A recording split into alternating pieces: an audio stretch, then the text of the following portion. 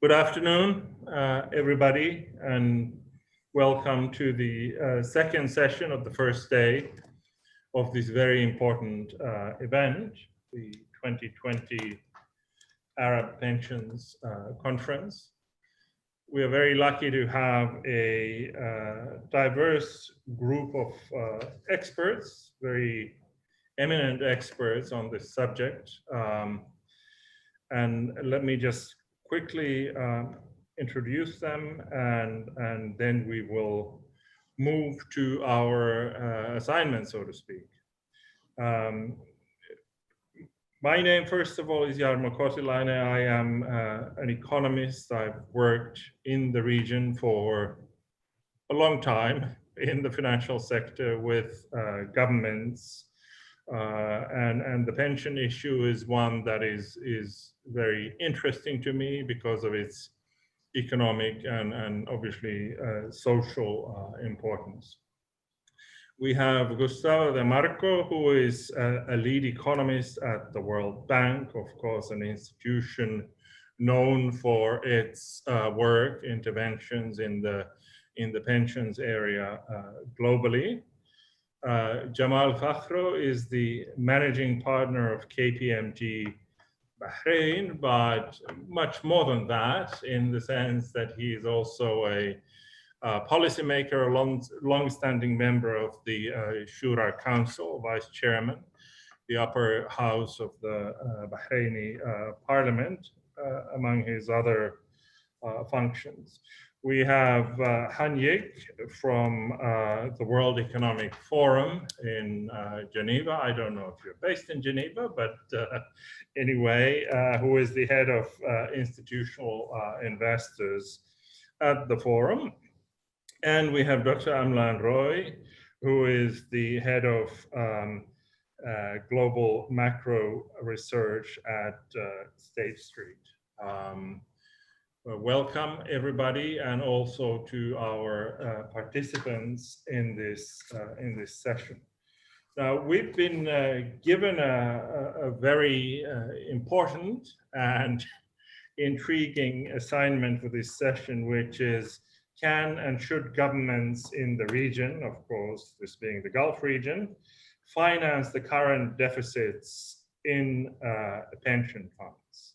Now, a historian looking at the concept of pensions, as we know them today, might be tempted to think that pensions were an interesting, a nice idea that by and large relatively prosperous countries came up with when they were busy being more prosperous, and they were able to do that at a time in an environment where their working age population was growing and more money was coming in, and the promises by and large were easy to make and relatively easy to keep. What they perhaps didn't bank on at that time is that with this prosperity, they would also end up with more pensioners who would typically lead longer lives with all the health implications.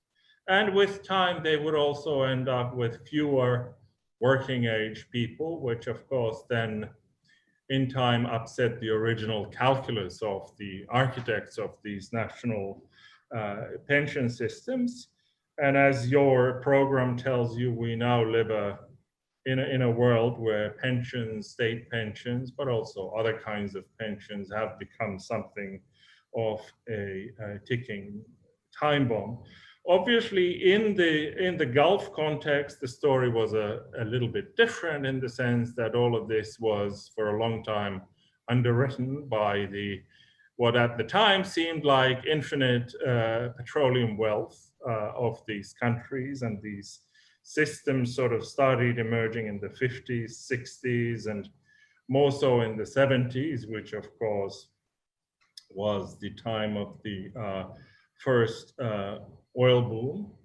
But what we've come to realize since then is that while the population has kept going up, the oil wealth hasn't necessarily kept pace. And the Gulf region is no different from the global norm in terms of having these government pension funds, which now have substantial actuarial deficits.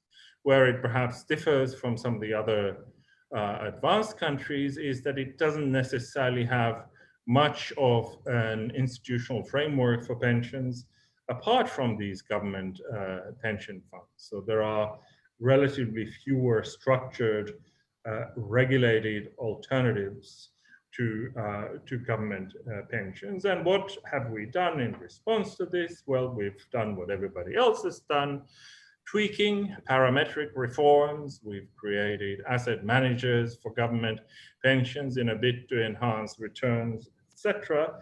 But overall, I am reminded of the legendary American singer, Frank Sinatra, whose philosophy of trouble was, don't touch it, maybe it'll go away. And I think that this has been the model in many places, except we are becoming increasingly aware that the trouble has not gone away. It's not about to go away. So we are in a situation of actuarial deficits. What should the governments do in terms of dealing with these deficits, which in some cases are about to turn into real deficits? So let me perhaps start with you, Jamal, since you are, in a sense, on the hot seat on this one. Can the governments pay, and should they pay? There's a positive dimension and a normative dimension to this question. Well, thanks, Dr. Jarmo, for the introduction, and thanks for giving me the opportunity to participate today, and thanks to Ibrahim, our good friend Ibrahim, who have been behind this conference, and I do really wish him and wish the conference all the best of success. The question, should the government pay? I would say in the rentier system that our people have been built on, that the government will be responsible for everything, then the answer is yes. Can the government pay? My answer is no. And you are talking, Dr. Jarmo, about that there is an actuarial deficit. In reality, and I'll give you Bahrain as an example, there is a real deficit, a real cash deficit in 6 years to go. So we are talking about that the bomb that we have been delaying over the years is really starting to get out of control.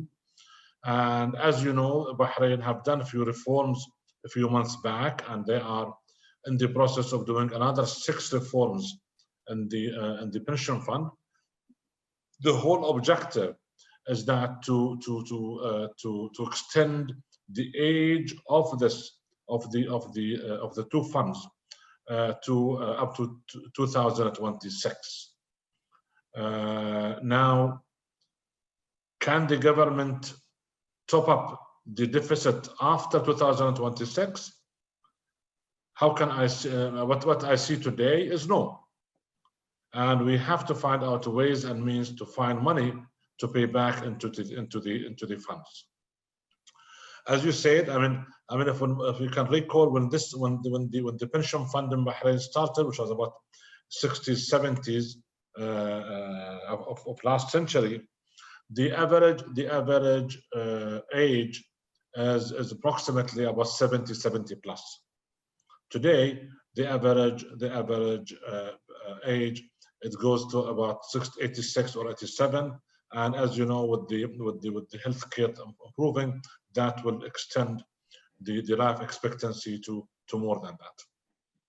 So, and what applies to Bahrain would definitely apply to most of the GCC countries. Saudi is one of them. Oman is one of them. Qatar started only recently, but Qatar are very cash rich, and they can always put their hands in their pocket and put it in the pension fund. Kuwait, their pension fund is doing extremely well in terms of return on investment and so on. But still, the Kuwaiti government will be facing some difficulties in the not far future. So in this part of the world, we are waiting for a big bomb to explode, and I'm sorry to say Bahrain could be the first country. All right, thank you very much. So in essence, in summary, your answer is in this culture, in this region, the expectation still very much remains that what the government promised, the government will deliver on. In practice, nice work if you can get it. Let me move on to you, Gustavo, from the World Bank perspective. You'll be particularly appreciative, I think, to this idea of how do you tally fiscal financial sustainability with an economic and social cultural context, which in the GCC countries is evolving, but remains relatively unique by global standards. What is your answer to our questions? Thank you very much to the organizers and to the chairman. This is, of course, a very important question, and most of the work that we do on pensions at the World Bank and elsewhere is around this challenge. To begin with, we at the World Bank try to get global responses, but every country and every region has specificities. I know the MENA region very well, and the GCC countries very well, because I have worked a number of years in the region before moving to a global position. But there is a common feature, and that is that pension schemes in the region are very expensive,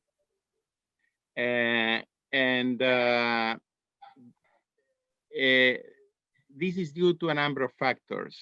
Of course, we don't need to spend too much time talking about aging, because everybody knows that aging is one of the factors behind the financial problems that the pension systems have. But even the young countries, even the countries with young population and with young pension system are also aging. So the world is not divided between aged countries and young countries. The world is divided between aged countries and aging countries. And the aging countries are aging faster than the aged countries. That is to say, this seems a bit tricky to understand, but basically what we are saying is that the time it will take to the young countries, most young countries in the world, to become as aged as the aged countries today is going to be much shorter than it took the EU, US, and the OECD. So this is one factor that I want to mention. The other thing is that not just aging has to be blamed for the financial difficulties of the pension schemes. Many pension systems were designed originally in a way that showed some inconsistencies that sooner or later will happen. They just could survive a number of years with these inconsistencies, and the GCC countries are full of these examples. They just could survive because they had a young population, or because they had a young pension systems. But this is, as we said, as this changes, then the inconsistency of the parameters becomes more evident. The problems of design become more evident, and that requires government support. Now the question is it affordable? Well, some countries may be better prepared to afford than other countries. But the question, the twin question that comes together with this is is it fair? Should the governments be doing, not only because they have a fiscal space, but also because it is fair? And to answer this question, we need to understand who benefits from the transfer that the governments are doing. And when we answering this question, we find that the MENA region has about, on average, has about 60% of the population non-covered by a public pension scheme. Percentages vary in different regions. So in Africa, it's over 90%, and there are regions where the percentages are lower. But overall, 40% of the population in the world is not covered by any formal pension scheme, which means that any transfer that the government makes is benefiting the 50, 40, or 60% of the population included in the system, but not the rest of the population that is excluded from the system. So I think behind the question, should the governments pay, there are two dimensions. One dimension is the fiscal dimension. Is it possible? Is there space? And the answer, as it was said before me, is it's very hard. It's increasingly harder because of the aging population and because of the inconsistencies in the parameters of the pension schemes. But the other thing is, even the countries that can afford should probably think of this fairness dimension and the redistributary consequences. Now, has the situation of informality changed in the past 20 or 30 years? The global answer is no. Informality, regardless of the pension reforms that have happened worldwide, has not changed in over 30 years. If we compare the percentages of population covered by pension systems 20 or 30 years ago, we have done that exercise with a number of countries. With the percentages of population covered today, we find that there is almost a straight line showing that in 20 to 30 years, informality has not changed. So I think I need to wrap up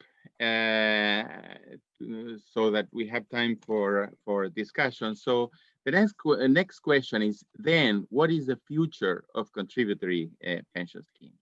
Why don't we that question now, if I may, and we will come back to it. So in Okay.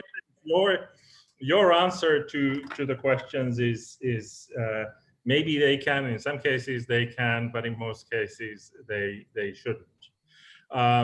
Let's go to Dr. Amlan, who again is looking at this very much with a global perspective. What are your thoughts? In the GCC, can the governments afford, should they even try? Thank you very much, Dr. Jarmo, for your kind invitation. Thank you to Ibrahim and the sponsors from Bahrain and the Fintech Association for kindly having me on the panel, and to the other panelists for being on this. My take on this is the following. When pensions were developed, public pensions, as you clearly said, they were during the heyday when people barely lived beyond 65. And today there are two problems, I feel. One is people are living longer. So I'll give you some numbers just from the GCC countries. I know that Jamal Fakhro has already referred to it, but these are numbers from the UN and from the World Bank. Bahrain's life expectancy 80 to 85 was 71, and that grew to 77.1 in 2015 to 2020. Those are the recent numbers. Kuwait, 70.5 to 75.33. But I want to show differences. Oman was 61.93, 9 years behind Bahrain and Kuwait, and today has a higher life expectancy than Kuwait, Bahrain, Saudi Arabia, and just a little bit lower than United Arab Emirates. So I'm coming to the point that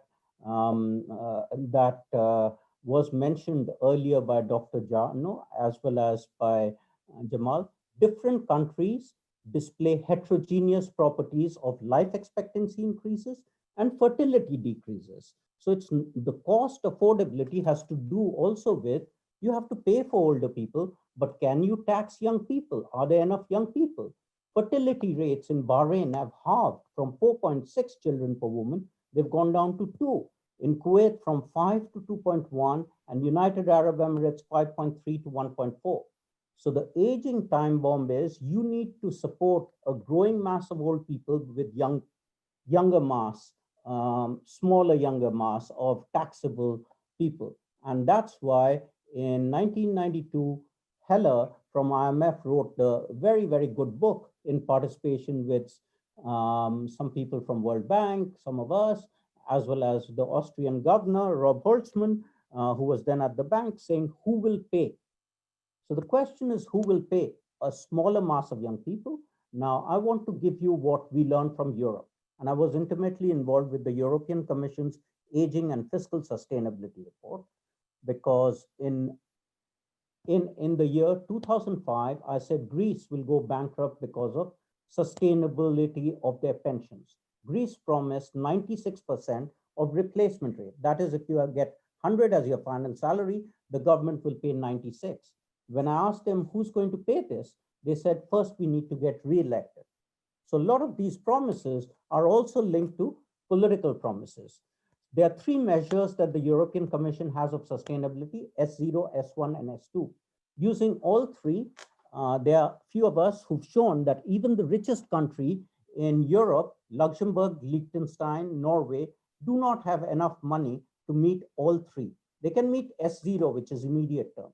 They can probably meet S1, which is medium term, but they can't meet long term. So my solution is, we really need to cut down these benefits for people who are young, following the World Bank principle that we need 5 pillars of pension savings. It cannot just be the government. Government should pay for these things if they are the bottom 10 or 15%.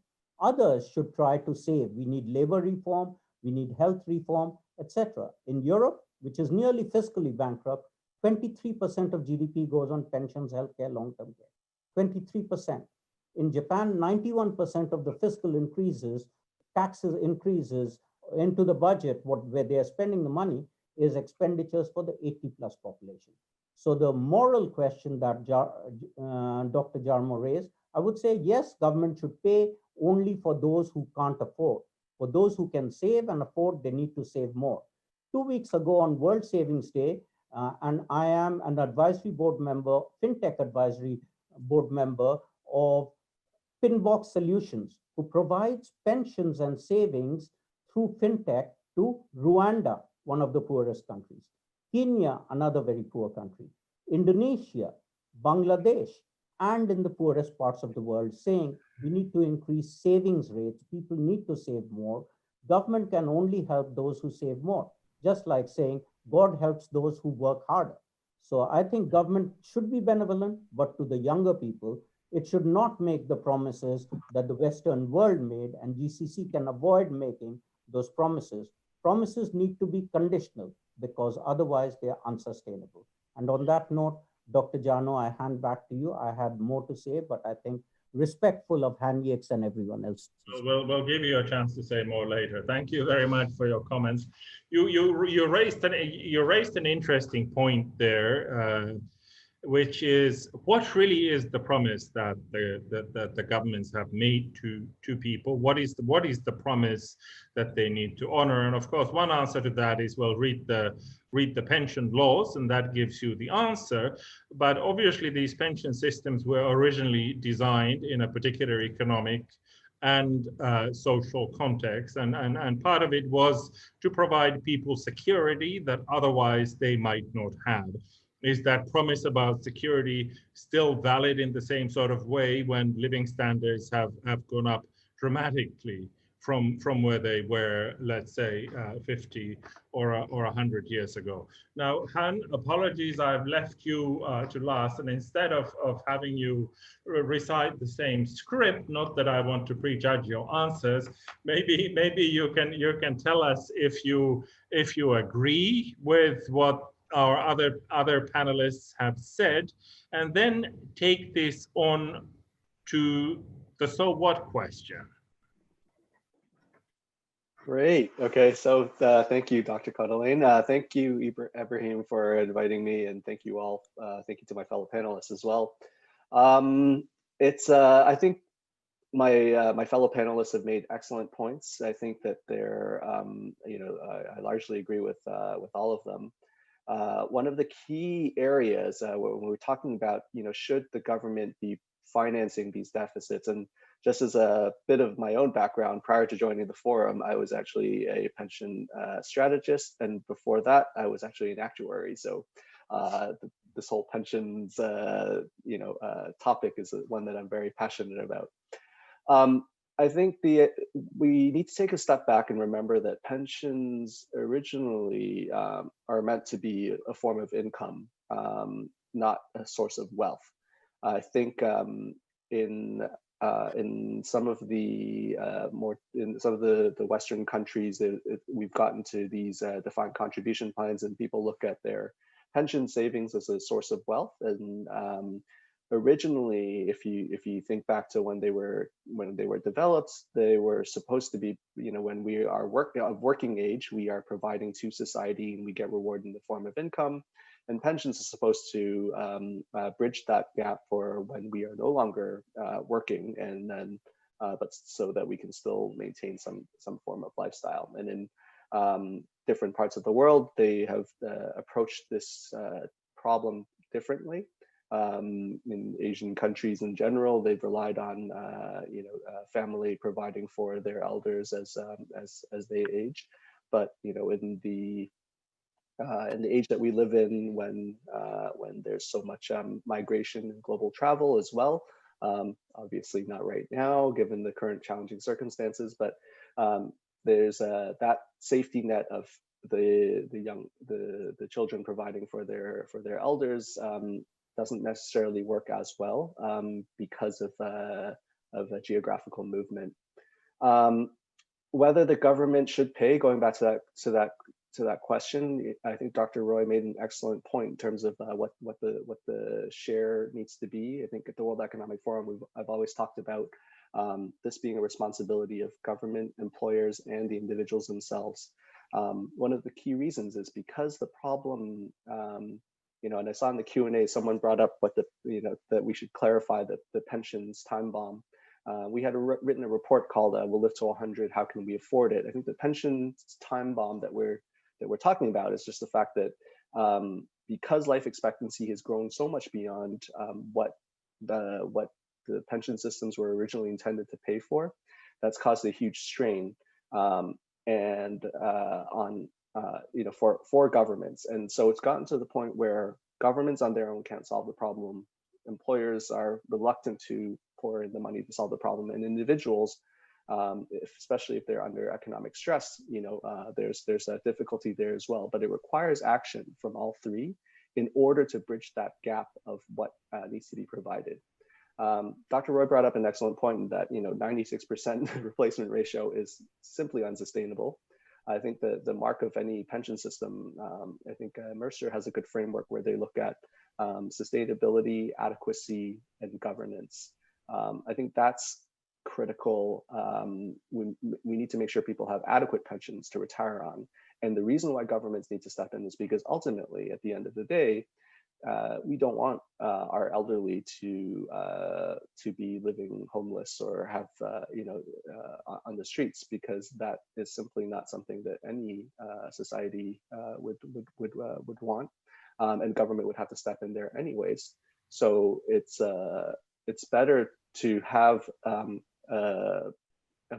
make sure we have at least a minimal safety net provided by the government in order for there to be a secure future there. But then in addition to that, then employers and the individuals themselves should be incentivized to save for their own future pensions as well.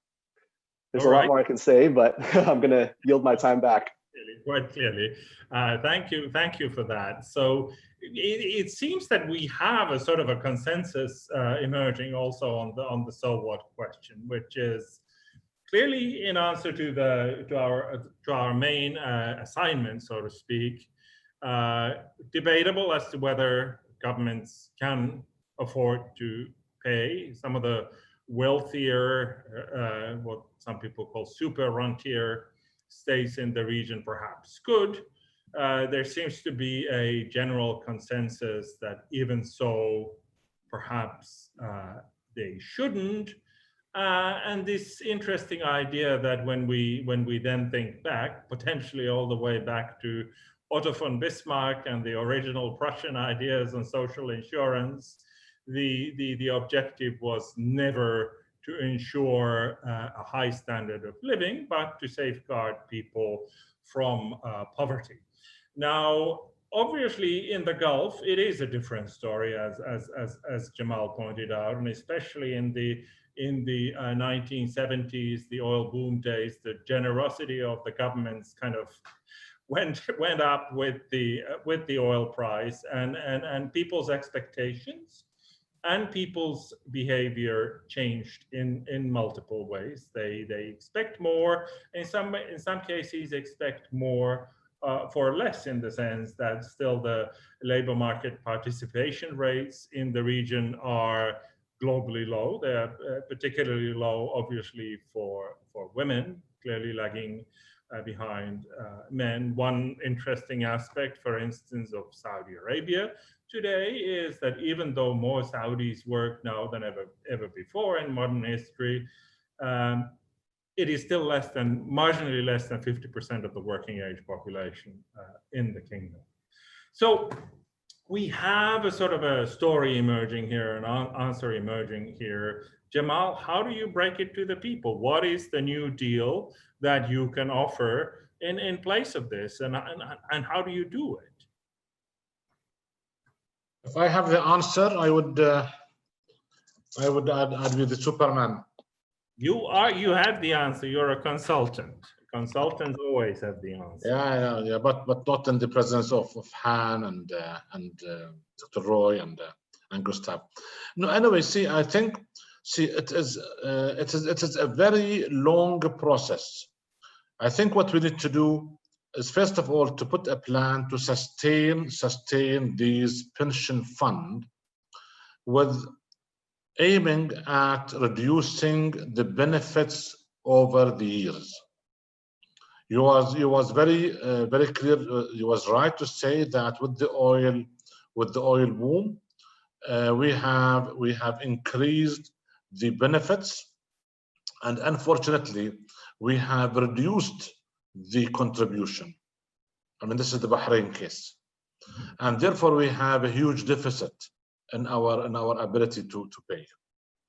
Number two, in Bahrain again, the comers into the market, those who are coming into the market, if they are Bahrainis only, the number is so small, and the comers into the market will not be able to really sustain enough cash for the retired, simply because, as I said, we have increased the number of retirement or retiree when we started to do what we call voluntary retirement. Mm-hmm. The voluntary retirement, where people could, in the age of 35, 40, 45, go into retirement, and they start to receive their pension from day one. So we had I would say a very structured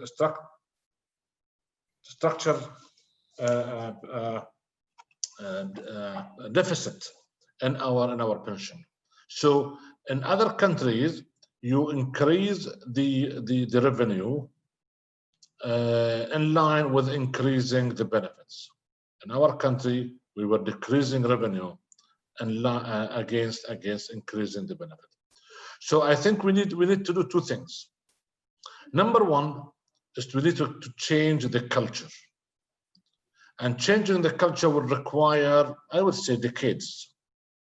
When you want to tell people, and I think somebody have used this word, that the pension is to give you a reasonable life and not to make you rich or to make you wealthy. People don't accept here that at retirement, they need to change the style of their living. Especially that over the past 30, 40 years, the culture of saving in this part of the world was nil. And on the contrary, the banks, the financing company, and the community at large were encouraging people to spend more and to borrow and to spend and to borrow and to spend. So unless we change the culture from number one, a culture who will accept a reasonable income for him to have a reasonable life, and the culture of overspending and stretching our legs and borrowing continuously, if we cannot change that culture, the governments will not be able, whatever they will do, will not be able to narrow the gap. Okay, thank you very much, Gustavo. You've been working on a global recipe for this. How do we narrow the gap? How do we begin to change this conversation? Well, there's not a recipe, but there's a very simple answer to begin with. If we are living longer, we have to work longer. So this is the first obvious answer. It's obvious, how to say, technically, it's less obvious politically. So countries and people are quite reluctant to accepting that they have to work longer, which is the reality of the demographic changes. And secondly, in order to do this, once the political process and the cultural change that Jamal mentioned has happened, we also need to have the support of delivery systems that may allow people to stay longer in the labor market. Policymakers are also quite reluctant to this idea of letting people stay longer at work because there's a common fallacy that if people stay working until longer, then the younger people are not going to get jobs. There's a lot written about this so-called lump of labor fallacy, which basically the empirical evidence shows that it's not the case. So it's not that young people get more jobs when the older retire younger. People get more jobs when the economy grows. And sometimes staying longer in the labor market, increasing retirement age, not only in specific cases, not only has not produced that effect, but also it has produced the contrary effect. That is more jobs can be created if the more experienced and older people can stay longer in the labor market. This has to change also the mind of what Jamal mentioned as the early retirement, which is the first obvious thing that the governments should be tackling. It's very difficult to do. I cannot explain why, but it's very difficult to do because there's a very strong attachment to this idea that people should be allowed to retire before they reach a certain retirement age. But the thing is, governments have to spend not necessarily less, but have to spend differently. So the question, the challenging question is not how to reduce the pension expenditures. Some countries can afford to have the level of expenditures they have, but they have to spend them differently, especially in view of the fact that many people are not covered. Someone in the audience asked, what is the informal sector? I know that some countries are reluctant to using the expression informal sector, but let's say more broadly that people who are not covered by any pension scheme are not benefiting from the subsidy, from the transfer that others are receiving from the government. And this is regardless of whether we call the non-included informal or not. And this is something that needs to change. So work longer, spend differently. All right, thank you for that. Now, as a bit of a separate, on a slightly separate note, we have these poll questions that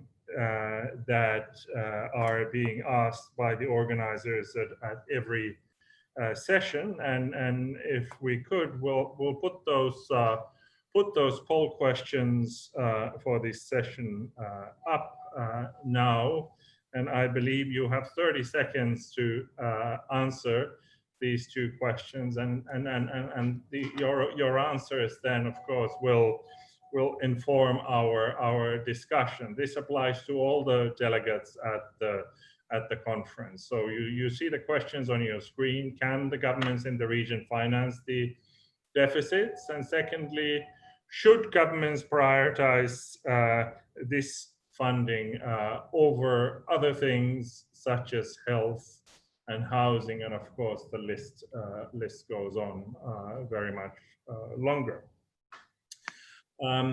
Dr. Amlan, let me come to you on this same issue. What is the new deal that we could work on? We've talked about the limited coverage of the formal pension systems in the region. We've mentioned the fact that at the moment there are very few alternatives. Of course, one relatively unique feature of the GCC labor markets is also the fact that, especially in the private sector, the workforce is predominantly non-national and therefore not necessarily covered or not covered by the formal pension arrangements.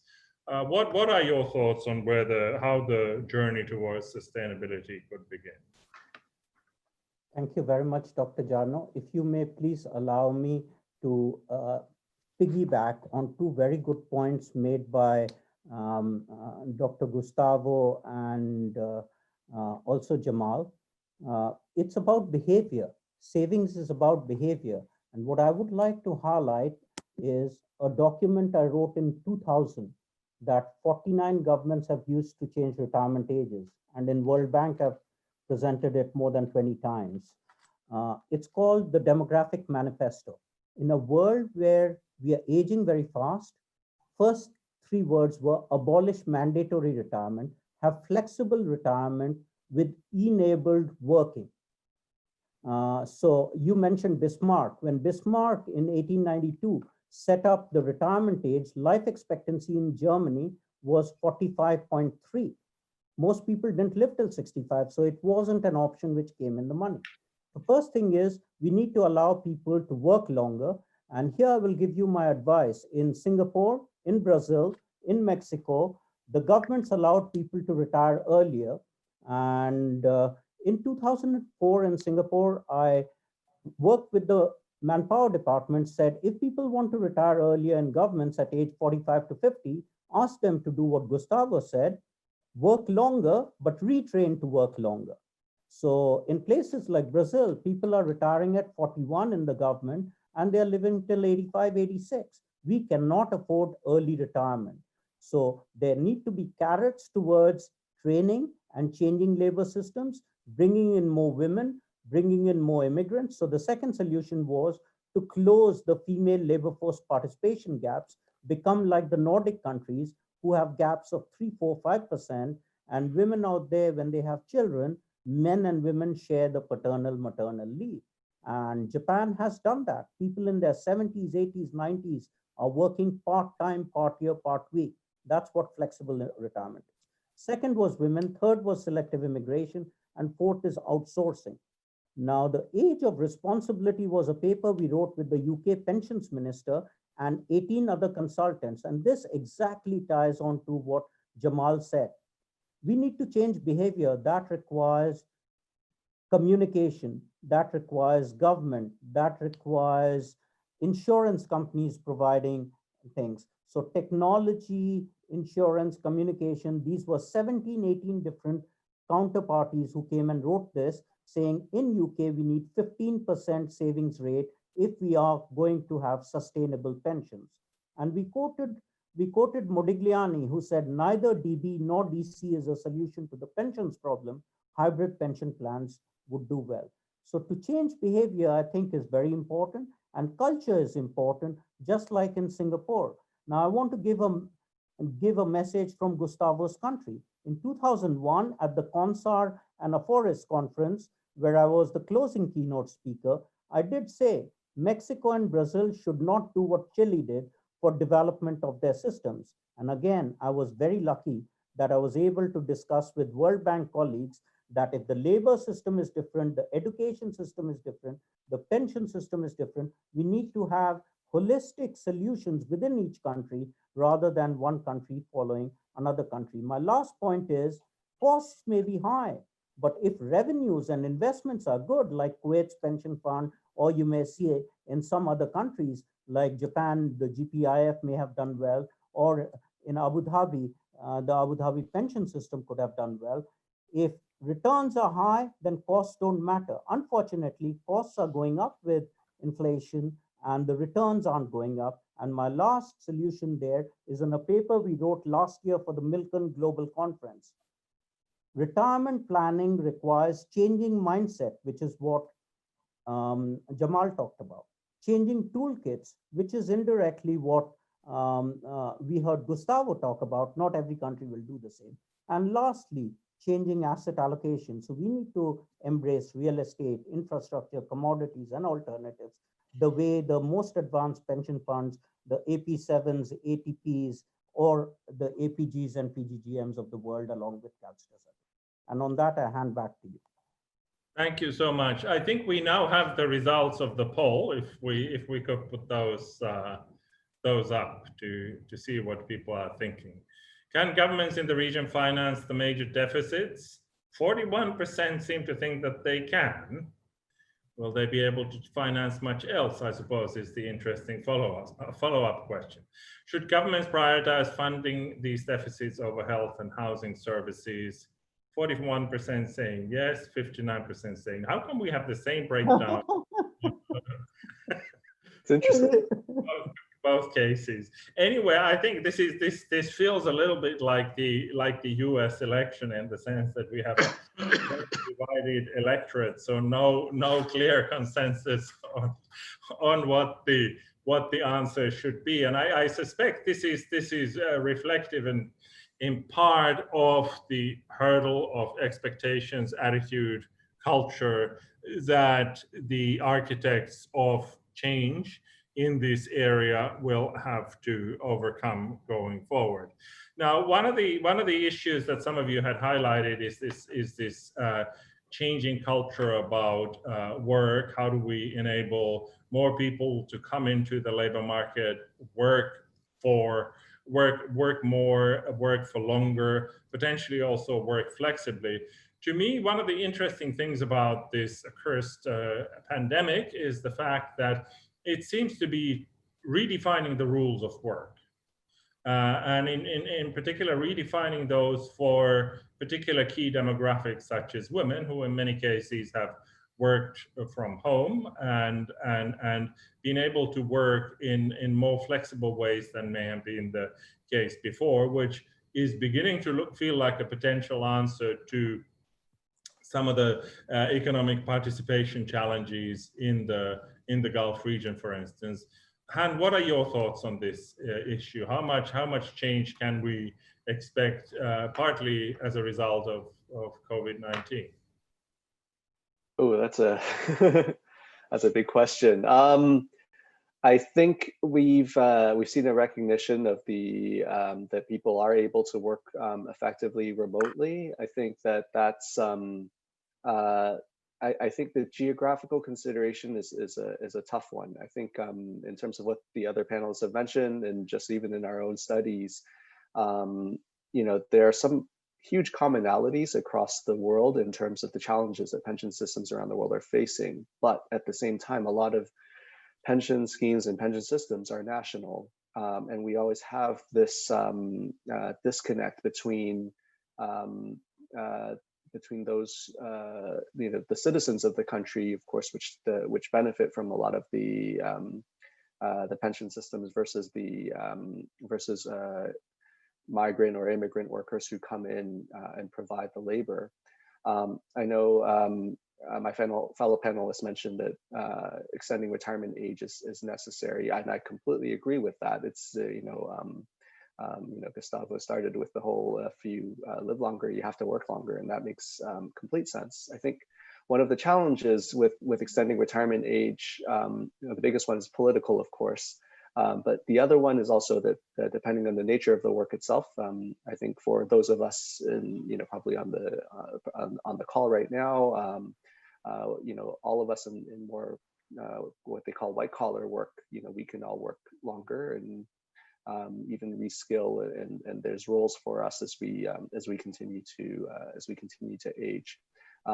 In more physically demanding roles, those who do manual labor, even though life expectancies increase, your effective working time may not have, just because there's health considerations there as well. So I think that's one of the challenges. I think in terms of remote work, we found that, you know, we can do that. You brought up our organization, the World Economic Forum, is based in Geneva. I'm normally based in New York, and right now I'm actually remotely working from Toronto, because that's where my family is and where my parents are. I just want to make sure that they're doing all right during this time. But you can see that with COVID, we've seen this blurring of geographical lines, and we've shown the effectiveness that we can work, you know, do a lot of work. We're having this virtual conference right now with all of us from around. So I think that will hinder government. You know, I mentioned government, employers, and individuals. That will hinder the part of governments to have effective pensions, and that's why I mentioned that they should have the base layer in terms of making sure that people aren't in poverty, seniors aren't in poverty. But that will actually put more pressure on employers and the individuals themselves to save in order to bridge this pension gap and make sure we have adequate pensions in the future. All right, thank you very much for that. Now we have a handful of questions from the audience, questions and comments. And I would like to take some time to address these questions, if I may. Perhaps instead of trying to sort of do the rounds as we have with some of these bigger concepts, one of you can sort of volunteer to tackle one of them at a time. And of course, if people have alternative perspectives, want to challenge them, please do. Okay, let's start. This is some of these issues we've already addressed, so we don't need to repeat. There's an interesting question here. Would it be possible to have a public pension funding system where participants' contributions vary in alignment with the associated higher or lower costs during a specified actuarial valuation period moving forward? That's quite a long sentence.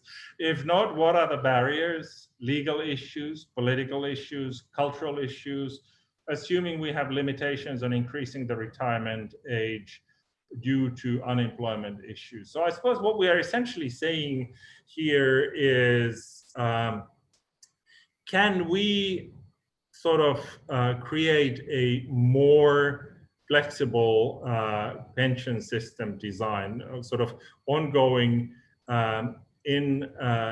built flexibility in the system? How realistic is that? How doable is that? Who would like to take that? Can I take that, please?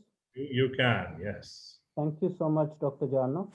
I want to go back. This is a very important point, and I don't want anyone to miss it. This is the point that Gustavo mentioned. There is a myth that old people take away young people's jobs, but all the retirement research from Center of Retirement Research, MIT, as well as from ITAM and other places shows that old people do not actually take away young people's job. Let me give you an example.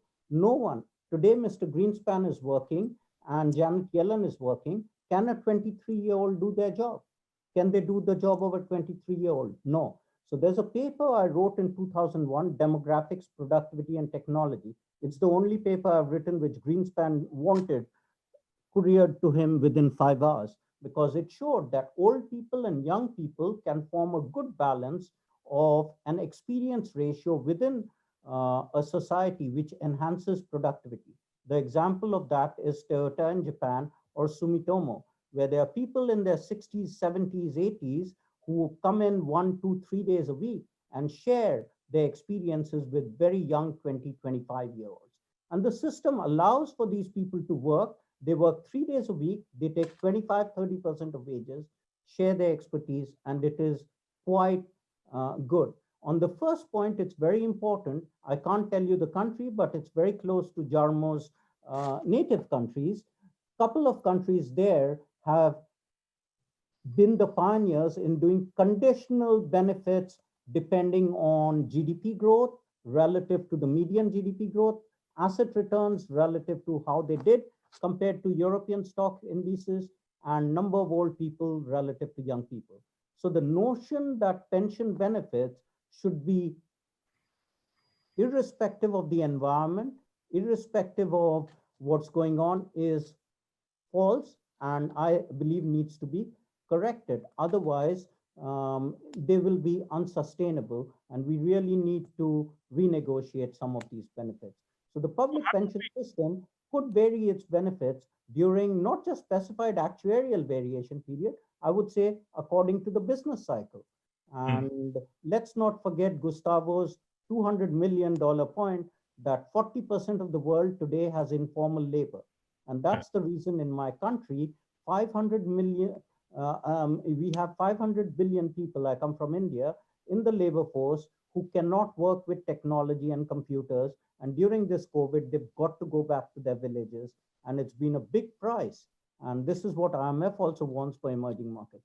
It's okay for Han Yek and me to work from places that we have technological access, but big parts in Rwanda, in Kenya, in Bolivia, and in Peru do not have access to working using the same technology. So we should keep those countries also in mind.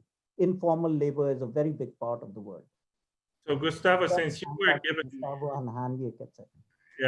since you were given credit for some of these ideas, how do we make sure that this more ongoing flexibility doesn't turn this whole thing into a, if you like, a pensions lottery from the popular perception? Brilliant question. And that's what in Netherlands, they have a new pensions contract. It took 11 years of negotiation between the insurance agency, the pensions agency, the retirees, the pension funds, and the government. So it's not easy.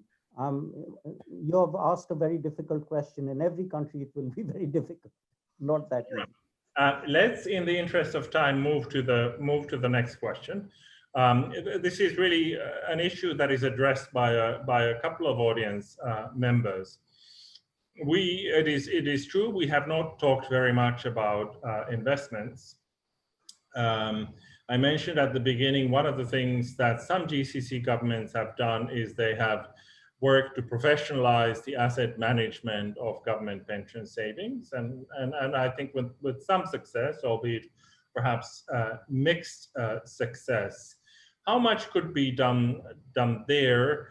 Are there sort of tricks that people are still missing, if you like? One of the issues that another audience member has highlighted is ESG as a potential way of enhancing investment returns. But I suppose we would also still have the question of, in markets that are behaving the way they are today, essentially violating most of the rules that people who studied Finance 101 learned at school. How do you make this model work? Who would like to tackle that one? Let me say something here. Return on investment in pension fund would not really change the total structure of the deficit, because as you know, pension funds normally go into long-term investment with secured return. They don't enter into speculation and so on and so on. And we have the expert here might confirm that if you do 5 to 6% return on your investment on the portfolio, that could give you a sustainable. So the whole issue here really is what made the imbalance between your income and your expense. Is it the low income or is it the high expense? And I think if we don't address these 2 points carefully, the return on investment will not make a big difference. And I can tell you here in Bahrain, it will not make anything because the gap is too big. Yeah, I can second that. I think in our analysis, when we were looking at the pension deficit globally, one of the biggest things, we originally started from the investment perspective, but we found that the marginal increase in closing the deficit from, if you increase people's return from, 5 to 7%, say, it's much less than getting people who aren't covered under the system. And coverage plays a much bigger role in terms of closing the deficit than increasing the investment return for people who already have pension savings. All right. Now, sorry, can I just second what Hans said? I'm pointing out a book by many who's considered one of the leading pensions gurus in Canada and Netherlands, etc. Keith Ambakshir, and he quotes a very good friend of Will Price, who's in the audience, and John Exley, a very revolutionary actuary, saying costs of pensions come from taxes, agency monitoring, signaling, specialization and portfolio construction costs, and direct pension fund management costs. So these are governance issues. So Jamal knows very well, better than many of us do, that if you have a complicated pension fund, then the costs may get duplicated, or if you are just looking at certain assets, which are domestic investments, then you're narrowing the scope of how much you can gain by way of investments. So it's always to do with costs and benefits. And I would just like to say that I did not skip the issue of investments. I did say you need multi-asset allocation beyond equities and bonds in a world where bonds are giving lower returns and sometimes negative, and equities also aren't growing. So yes, we need different asset classes. Accepted. Now here we have a question. I can see the black swan taking off. We've talked about the ticking time bombs. What is the worst case scenario that could happen in the world as tens of countries have huge unfillable funding gaps? If we can sort of inject some GCC flavor to the answer, that would be helpful. Obviously, we are dealing with a global problem, but I think a lot of the issues are very pertinent to this part of the world. Who would like to take this one? I can take that question. I have to give it to you anyway. I will take my space to also confirm what my colleague panelists have said about the returns on investments. I mean, let me just say very briefly, we have done simulations worldwide about how much you can get from higher returns on investments. the only thing that you can get is to delay, the appearance of the deficits by a few years. This doesn't mean that good investment is not a good thing. It's a great thing, but it's not the way to fix the deficits of the pension systems. Now, back to the Black Swan question. I think the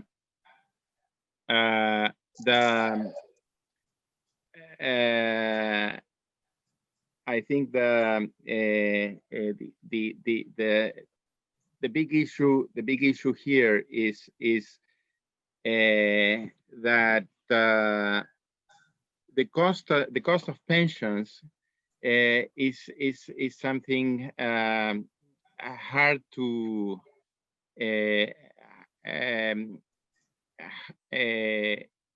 standardize.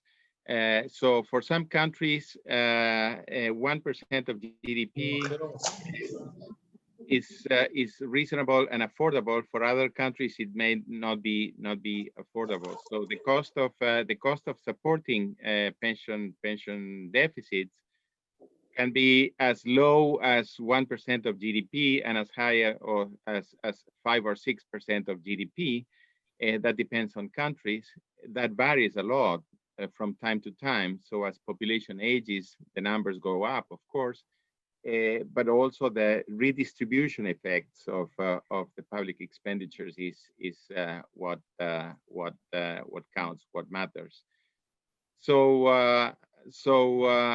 what can be done is really to try to, one, make the public expenditure will continue to be the support of the pension schemes, but it can be done more efficiently and with higher standards of fairness, first, and second, retirement savings have to be the way to complement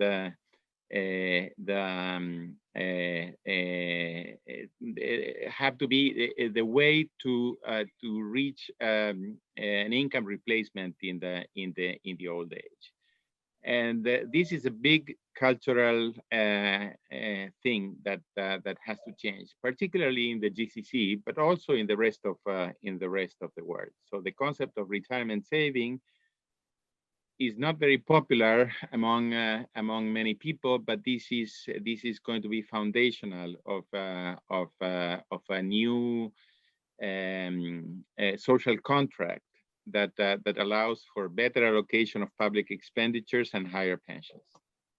Okay, thank you for that. I have a question here that I have to give to Jamal because I in my opening remarks kind of talked about the possibility that the Bismarckian notion of pensions could one day be seen as a bit of a historical curiosity or kind of a temporary phenomenon. And obviously we've talked about what really is the nature of this social contract that we are dealing with. One of our attendees has a question along similar lines.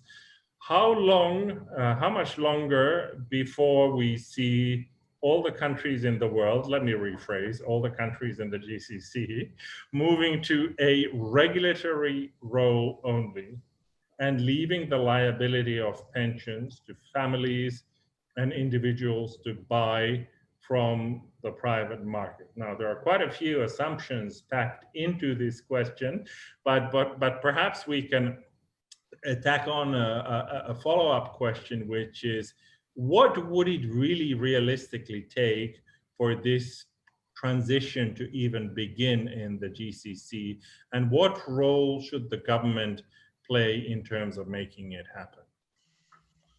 Well, this is a good question. I think the best person to answer it is Mr. Ibrahim rather than me, because Ibrahim and his company started a few years back, the Taqa'ud company. The whole idea was really is to market their products in this part of the world to start private pension funds. All right. Well, since we cannot, since Ibrahim is not a panelist here. I know. I'm just putting some pressure on Ibrahim. Yeah. As you are putting pressure on me. Yes. So no, I think it will take some time. We need to change now the culture of the government, and what do they define their responsibilities? Because I think the government believe today, and this is part of the constitutions of the governments, that they are responsible to pay for the retirees, and to ensure that the retirees are having a reasonable life. Now, maybe somebody went and thought that when the constitution suggests that, is that the government should put all the money, where in reality I would assume that this could mean that you give me full freedom to go and define which contribution and which system I want to do. So it is important. This is a very good question, and I hope government will wake up one day and say, guys, now unfortunately we cannot continue with this pension fund because this is going to put more pressure on us, and therefore all the newcomers, or most of them, or whatever it is, please go and write your pension or buy your pension from private companies. It will take some time. Okay. Now, what is clearly interesting, though, maybe I can put this question to Han from your global perspective. Very well to say go and buy from private companies, etc. We know, for instance, in the Gulf context, some of these private companies have not always been the most genuine or legitimate players, and regular consumers don't always know who is good, who is bad. People sometimes make promises that are big, attractive promises, and then they proceed not to honor them. Han, from your perspective, when the government, as the government of Bahrain, has a constitutional responsibility towards securing people's retirement, but it does not have that, but money is not the answer, it's not a sufficient answer. What should the government do? What can the government do? Oh, that's a tough question. I think there's no easy answer. I think that first and foremost, the key is to make sure that that there's adequate. I think adequacy is most important. We're seeing right now that there's concern in many countries around the world that their pensioners will not have adequate income in retirement. Now, defining adequacy in itself is quite difficult. I think that there's expectations involved. I think one of the key things that my fellow panelists had addressed earlier that I'm a big believer of is that this problem fundamentally at the end of the day with the pension deficit, it's more political than mathematical. Mathematically, it's actually quite easy. There's only certain levers you can pull. If you don't have enough money, you can reduce the size of the benefits. You can make people work longer. You know, all of those things are tools that are available. It's just that they're very politically difficult to pass or to execute on. In terms of what the government can do, those are some of the levers: reduce the amount of benefits and increase the retirement age. Now, those are not popular options, but they will help address the deficit. I think in terms of making sure that in terms of more positive solutions along that front, it's incentivizing people to save and incentivizing companies to put more money in. One way is how? So one way is to some countries have put in place increased pensions for people who choose to retire later. So I think I can't remember. I think it was Dr. Rowe who mentioned the carrot versus the stick approach.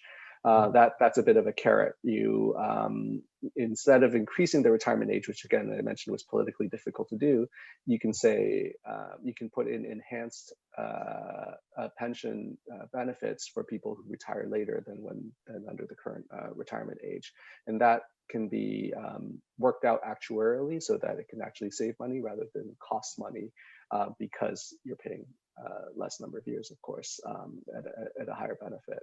I think that's one key area that can help address the problem of the politically difficult problem of increasing retirement age. So what about Dr. Amlan, if I may, on this same topic?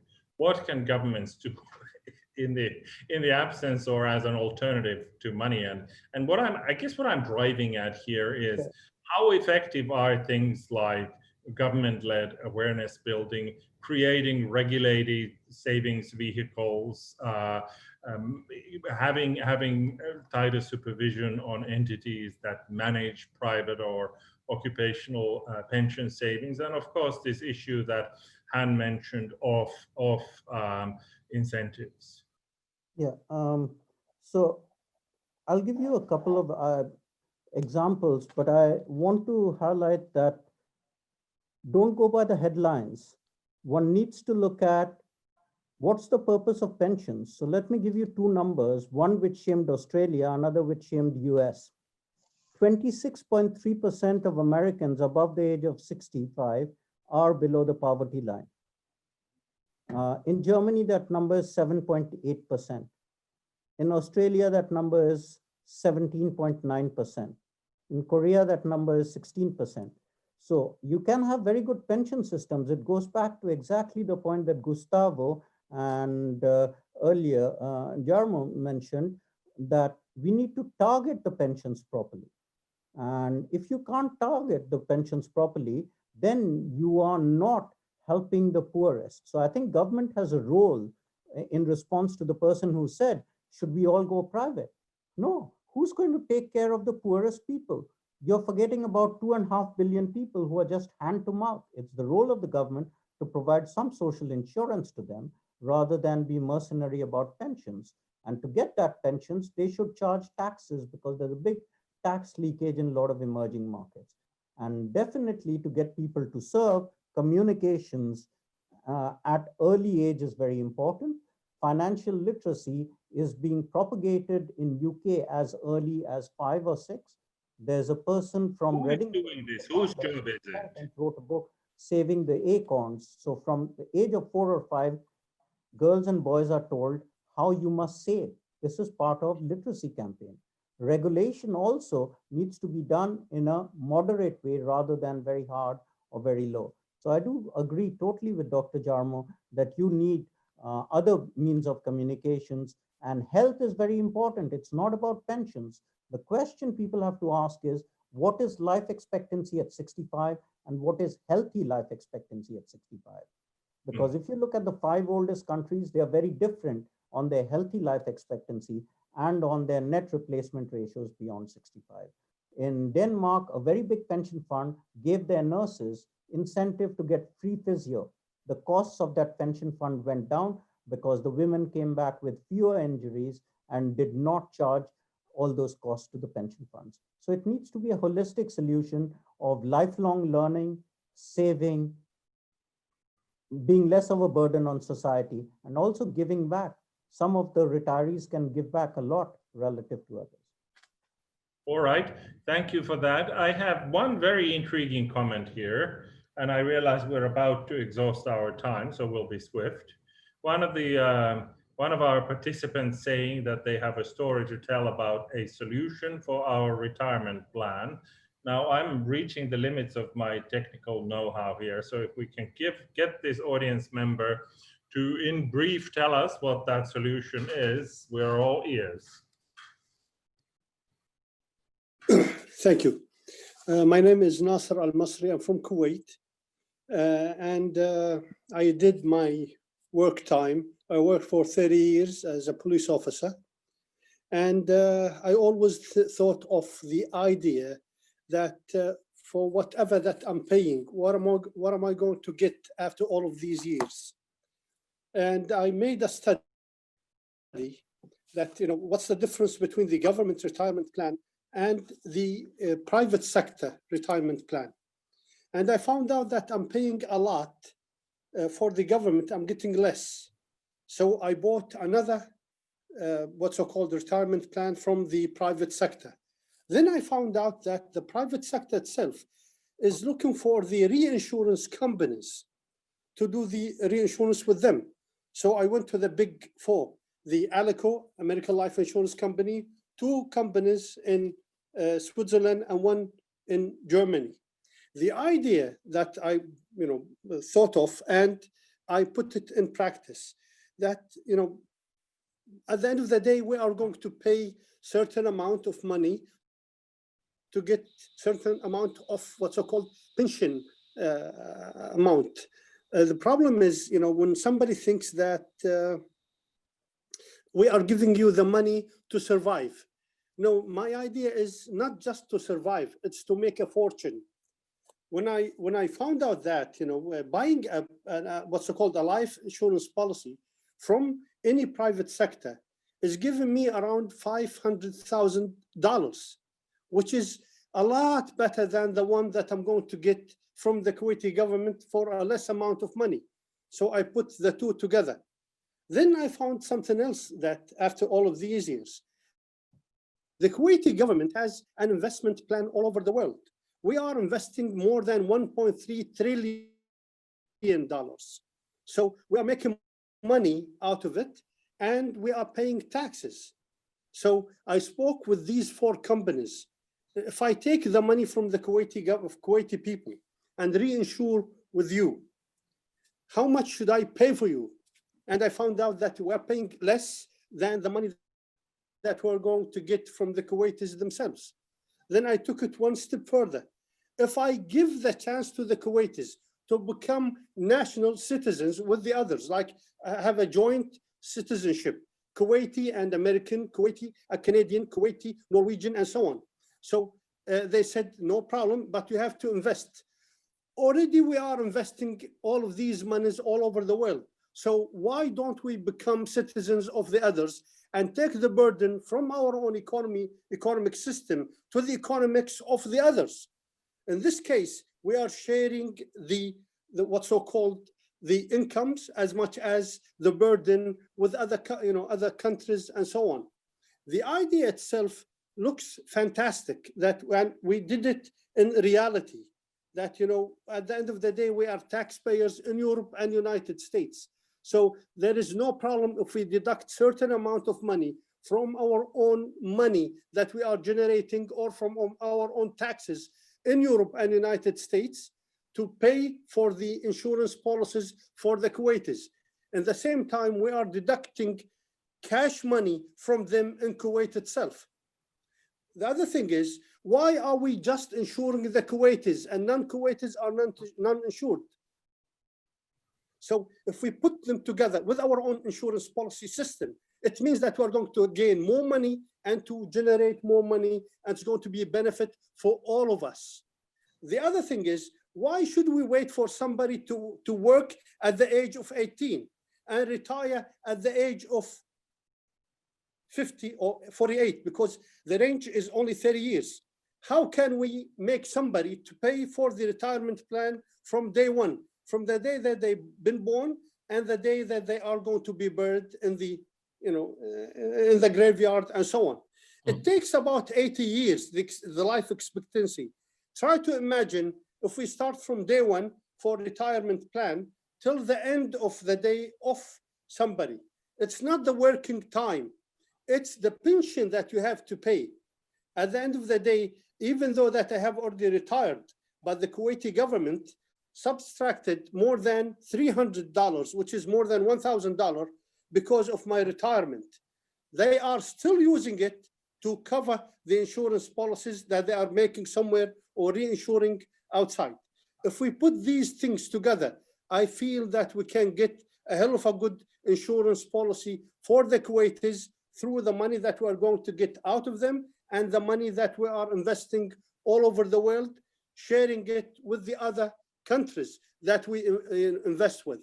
This is the idea, and I want to hear your responses and so on. Thank you. Thank you very much, Mr. Nasser, for your comments. Who wants to provide a response to that? In brief, since the clock is ticking. Well, I think the idea is okay, but I mean we are not talking about pension here. Here we're talking about saving for the future. When you say that the government should pay for the kids and for the whatever from the day they are born, this is a total different philosophy than social insurance to be linked to your retirement. From the time you work until the time you retire. And it's a total different idea of you paying your own or building your own pension rather than the government paid on your behalf. So I think we're talking about the government pays. I'm talking about me paying for myself, for my own family, and for my own kids from day one till they die. At the same time, the government making some money. They can pay also some money out of our own, what's so-called public money to the insurance policy and so on. It's the idea that we have to rethink of for the future. Anybody else wanting to comment on this? Yes, a quick reaction in view of the short time we have. Let me say that that many people can be very smart about investing their money to provide for the future.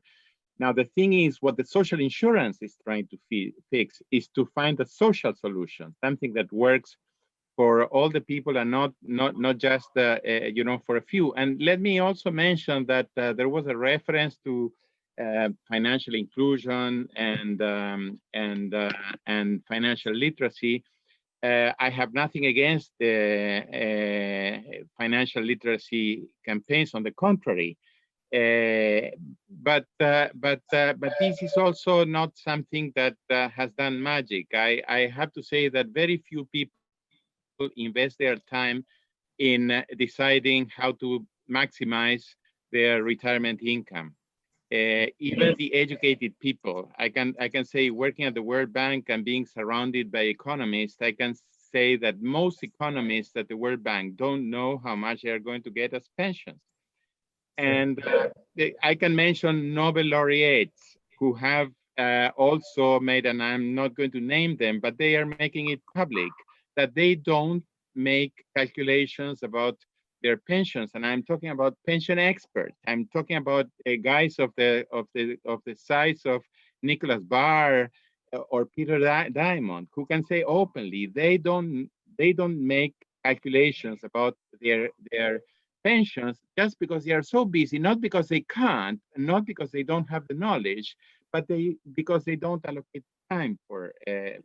Look, I think unfortunately, we can't allocate any more time to answers at this point. So if I may, I'll give each of you 30 seconds for your final word. I do think there is a new story emerging here. What is the key thing that you would want people to take away from this conversation? Let's start with you, Dr. Amlan. Thank you again, Dr. Jarmo. I think governments have a social and moral role, as Gustavo clearly indicated, to look after the vulnerable and those who do not have adequate resources. The redistribution angle is very important, but people nevertheless need to save properly, and governments should also then invest these resources better. I will just leave everyone with the following number. Japan in 2000 had 93% pensions to GDP, and today has 64% pensions to GDP. Netherlands had 91% pensions to GDP in 2000 and now has 166% pensions to GDP. Why? Because Netherlands invested globally, Japan invested in JGBs and in Nikkei, which went down. So investments are also very important to defray the costs. All right, thank you, Han. I think I'll go back to what I said at the beginning. I think that in order to address the pension deficit, we need coordinated action from governments, private sector, and individuals themselves. I think to link back to our conference organizer, I think looking at fintech can hopefully help provide solutions. I agree that financial literacy is very much needed for the long term. It's actually a global issue. Many countries around the world have told me that their citizenry needs further education in basic financial literacy. And hopefully, these emerging fintech companies can help provide some of that. We've seen this with robo-advisors and financial planning tools. So hopefully, that's the hope to address some of these challenges we've talked about today. Thank you, Jamal. Well, I concur with what was said earlier, but I want to say one thing. Somebody have said it earlier today, and I like that idea. We need to link the labor system with the pension system, with the education system, and look into a long-term solution rather a short-term solution for today or tomorrow. Very good. And finally, Gustavo, please. All right, just to